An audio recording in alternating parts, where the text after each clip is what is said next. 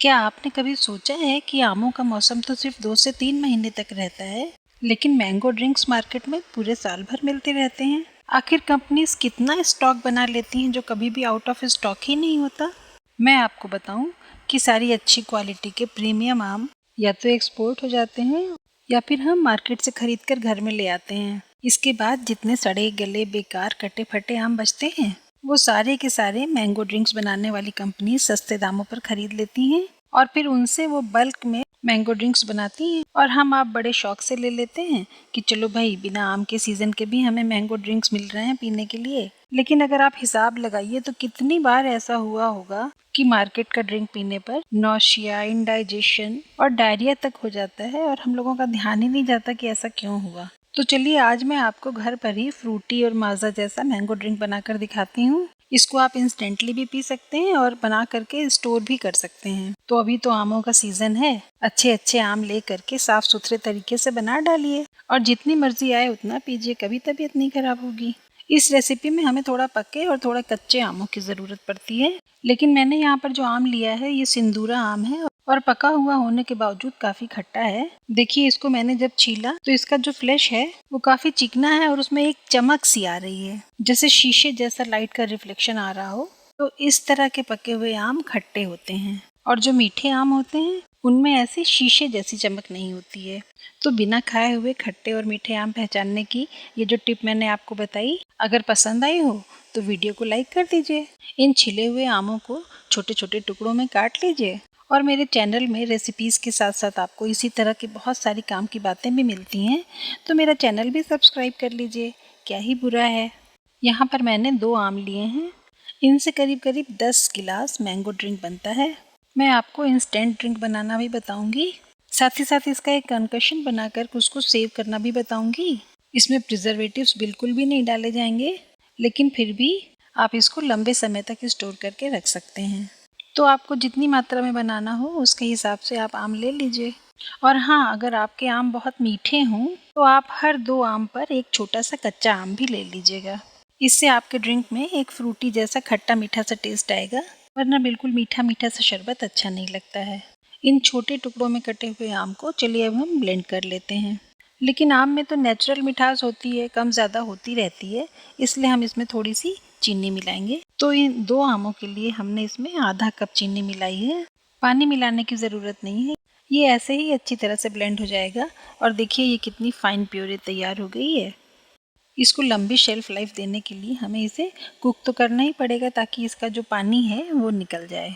तो एक कढ़ाई में हमें घी वगैरह कुछ नहीं डालना है, ऐसे ही ये जो ब्लेंड की हुई प्योरी है इसको आप कढ़ाई में डालिए और इस स्पैचुला से बहुत तेज़ी से चलाना शुरू कर दीजिए, वरना आप देख ही रहे हैं कितने कितने ऊंचे ऊंचे बुलबुले उठने और उड़ने शुरू हो गए हैं। तो फ्लेम को मीडियम कर लीजिए और इस स्पैचुला से इसको लगातार चलाते रहिए। थोड़ी ही देर में इसका कलर चेंज होने लगेगा, धीरे धीरे ये ट्रांसपेरेंट होता जाएगा और सिर्फ 5-6 मिनट में आपका कुकिंग का प्रोसेस पूरा हो जाएगा। देखिए अभी 2 ही मिनट में ये प्यूरी कैसे ट्रांसपेरेंट सी होने लगी है। लेकिन इसमें बुलबुले उड़ने की वजह से थोड़ी परेशानी आती है, किचन के स्लैब पर और आपके हाथों पर छींटे पड़ सकते हैं। तो इससे बचने के लिए दूसरे हाथ से कढ़ाई के ढक्कन को थोड़ा ऊंचा करके पकड़े रहना पड़ता है और एक हाथ से इस स्पैचुला से चलाते रहिए। लेकिन ये एक्सरसाइज बहुत देर तक नहीं करनी है, बहुत जल्दी ही प्यूरी गाढ़ी होने लगती है और ट्रांसपेरेंट जैसी फील होने लगती है। मैं आपको इसकी पहचान बता दूं, इस स्पैचुला पर थोड़ा सा सॉस लेकर आप उंगली चलाइए तो जो किनारे बनेंगे वो बिल्कुल शार्प बनेंगे, यानी कि ये कॉन्कशन रेडी हो गया है। एक और पहचान है कि ये जो कढ़ाई के किनारों पर सॉस चिपका हुआ है ये जमकर ट्रांसपेरेंट सा हो गया है और जो बिल्कुल ऊपर की तरफ है वो जल्दी छूटता नहीं है, उसे आपको थोड़ा मेहनत से खुरचना पड़ता है तब निकलता है। यानी कि अब आपका ये कॉन्कशन वाला सॉस बिल्कुल तैयार है। इसमें हम केमिकल्स वाले प्रिजर्वेटिव्स तो डालेंगे नहीं, तो ऐसा करते हैं कि 1 चम्मच नींबू का रस ऐड कर देते हैं। नींबू का रस नेचुरल प्रिजर्वेटिव है और ये आपके प्रोडक्ट को ख़राब होने से बचाएगा। तो 1 चम्मच नींबू का रस डालकर अच्छी तरह से मिक्स कर दीजिए। हाँ, ये नींबू का रस डालने वाला काम फ्लेम ऑफ होने के बाद करना है। तो इसको ऐड करके और मिक्स करने के बाद थोड़ी देर के लिए इस सॉस को ठंडा होने के लिए छोड़ दीजिए। थोड़ा सा ठंडा हो जाने पर फिर किसी दूसरे बोल में एक बड़ी छन्नी रखकर इसको सफाई से छान लीजिए ताकि वो जो रेशे वेशे थोड़े बहुत रह गए हैं वो भी निकल जाएं। फिर उसके बाद इसे साफ सूखी कांच की बोतल में भर के आराम से ढक्कन लगा करके रख लीजिए। फ्रिज में रख देंगे तब तो फिर अगले आम के सीज़न तक ये ऐसे ही का ऐसे रहेगा, ख़राब नहीं होगा। और चलिए इससे मैंगो फ्रूटी जैसा मैंगो ड्रिंक कैसे बनाते हैं वो मैं अब आपको दिखाती हूँ। एक कांच का गिलास ले लीजिए और उसमें 3 से 4 बड़े चम्मच मैंगो कंकशन डालिए। बर्फीला ठंडा पानी मिलाइए। बर्फीला मैं इसलिए कह रही हूँ क्योंकि ये बॉटल बहुत देर से फ्रिज में थी और इसका पानी बेहद ठंडा है। नहीं तो आप इसमें पहले आइस क्यूब्स डाल दीजिए या क्रश्ड आइस डाल दीजिए और उसके बाद तब ठंडा पानी भरिए। चम्मच से चलाते हुए अच्छी तरह मिक्स कर लीजिए। शुगर डालने की ज़रूरत नहीं है क्योंकि पहले से ही पड़ी हुई है। अब ये ग्लास में जो ड्रिंक तैयार हुआ है इसका कलर देखिए, कंसिस्टेंसी देखिए और पी कर देखिए आप जो मार्केट वाली फ्रूटी या माज़ा पीते हैं उससे बेहतर है या नहीं।